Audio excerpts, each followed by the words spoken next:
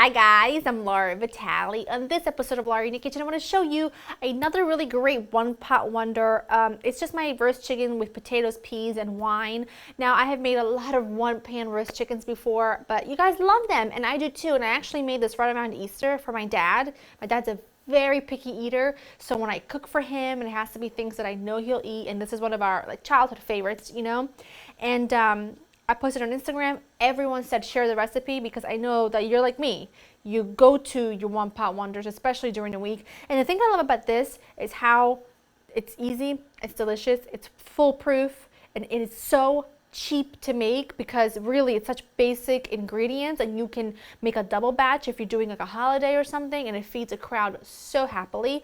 Let me run you through the ingredients. You'll need some chicken thighs. These are boneless, skinless chicken thighs. You could use bone in, skin on, it's up to you. I've got some russets that I have just peeled and roughly chopped, thinly sliced onion, frozen peas, salt and pepper, a little bit of dried rosemary, olive oil, and some white wine. I like using Pinot, but that's just my favorite white wine to cook with. If you don't want to use wine, use some chicken stock. It'll be just fine. But the wine does add a nice little note to the dish. Okay, so you want to get your oven preheated to 400. This is going to start at the stove and then go back into the oven. Now, my dad, like I said, Papa Sal's a very picky eater. When I make this dish, I don't just throw everything in a pan and put it in the oven. I like to saute my chicken first, just really sear it. I just like to get really good color on it because otherwise it doesn't really have a chance to crisp up or get good color in the oven because this doesn't really roast. It's more like a oven braise, if you will, and it just makes a really lovely sauce that goes really well with the potatoes, but the potatoes don't get all crispy. It's just a really good home dish. And all I'm going to do is put them seasoned side down, season this side, and then just let them sear for just a few minutes on each side. That looks good. I'm just going to add my onions. You want to make sure your onion's really nice and thin because what's going to happen here is the onion is going to almost cook down and like melt into the sauce. It's just so good. Now I like to use dried rosemary for this particular dish, and that's really just because Papa Sal doesn't prefer fresh rosemary because it's a little bit too strong.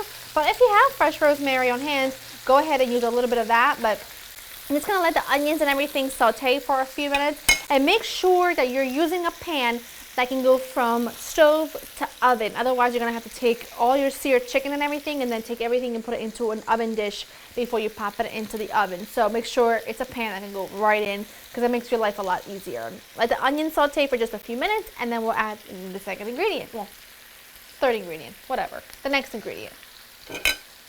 This looks great. I'm just gonna add my wine. Now wine, in this particular recipe, the way we do it, the way I grew up eating it, is a pretty important component. It's a really important part of the dish. But if you don't want to use it, you don't have to. You just use a little bit of chicken stock and it'll be just fine and it'll be just as delicious. But what I'm going to do now is let the wine reduce by a little bit, not necessarily by half, but you want it to reduce just a little bit, and then we'll add in pretty much everything else. I'm actually going to add I'll wait till the wine reduces a little bit more. This looks so amazing. And now you want to add your potatoes and your peas, and your potatoes are going to soak up all that beautiful juice, that gorgeous sauce. Oh, this is just it's such good home food, and I love that. And if you want to, you can use chicken breast, but I think chicken breast, you know, it's they're not as forgiving as chicken thighs. First of all, they're not as inexpensive as chicken thighs. Always remember this when it comes to chicken thighs, is that they're half the price of breast and have twice the flavor. And when it comes to cooking them, they're very forgiving because you can cook them quickly, they remain juicy. You can cook them low and slow, they remain juicy. Somewhere in between, they remain juicy. So it's like no fail, you know? I just put the potatoes all around. And like I said, don't expect your potatoes to get golden brown and crispy. I mean, bake them separately if that's what you're looking for, because that's not what you're gonna get here. So you got that. And then you have your peas. Frozen peas are just one of my favorite things in the entire world.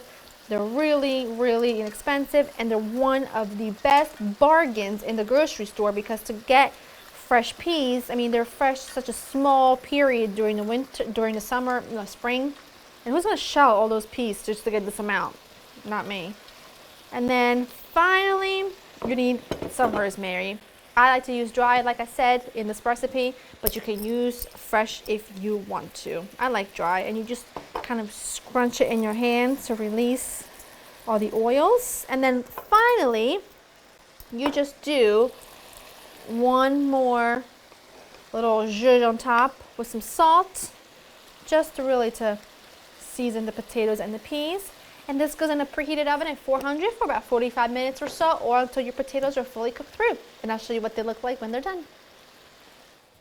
My chicken was in the oven for almost an hour, and if you feel like your sauce or your juices are just drying up too quickly, then by all means add just a little touch of water just around the edges, or some chicken stock, whichever you have on hand. But really, this is so incredible, and it's just easy home food that goes down so well every time. I mean, this feeds an army, and I also really like it cold the next day and out of the fridge. No need to reheat it. Potatoes are lovely and tender and cooked through. The chicken falls apart. I mean, look at that. I don't even have to cut it. I love it. You can smell the wine and the rosemary and everything. Mmm. Mmm. It's like juicy and tender. Not overwhelming. With rosemary, it's not overwhelming at all. It's perfection. Hot, but really good. And I love the peas and the onion. That's like one of my favorite parts about this whole thing. When I was little, that was the only part that I would eat for a while. And then I would eat all the peas and onions, and then I would eat the chicken. Like, weird. And then I would skip the potatoes too. I don't know why. Mmm. So good. Go to laurainthekitchen.com. I will have the recipe written for you. I hope you enjoy spending time with me. I'm not going to point at you with a knife ever again. I'm sorry. I hope you enjoy spending time with me, and I'll see you next time. Bye.